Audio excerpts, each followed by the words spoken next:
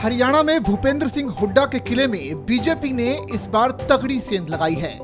हुड्डा दावा करते रहे कि राज्यसभा चुनाव में अजय माकन आराम से जीत जाएंगे, लेकिन जब रिजल्ट आया तो माकन हार गए, वो भी अपने ही पार्टी के विधायक के कारण। चुनाव से पहले ही कांग्रेस के विधायक कुलदीप बिश्नोई बगावती रुख अपनाए हुए थे, लेकिन उम्मीद थी कि वो साथ दे देंगे। लेकिन बिश्नोई क्रॉस वोटिंग कर गए और माकन की हार इसी वोट से सुनिश्चित हो गई।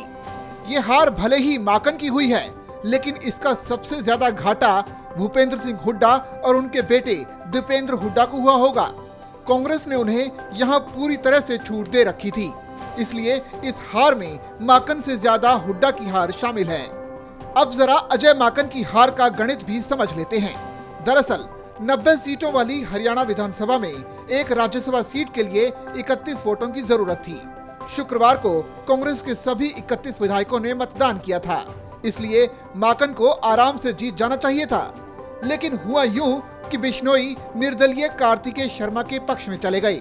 वहीं एक और कांग्रेस विधायक किरण चौधरी का वोट गलत तरीके से चिन्हित करने के कारण अमान्य घोषित कर दिया गया। इलेक्शन कमीशन ने जो रिजल्ट्स डिक्लेयर करे हैं, अगर हम उसको भी देखें तो हम फर्स्ट प्रेफरेंस के अंदर इंडिपेंडेंट कैंडिडेट से आगे हैं।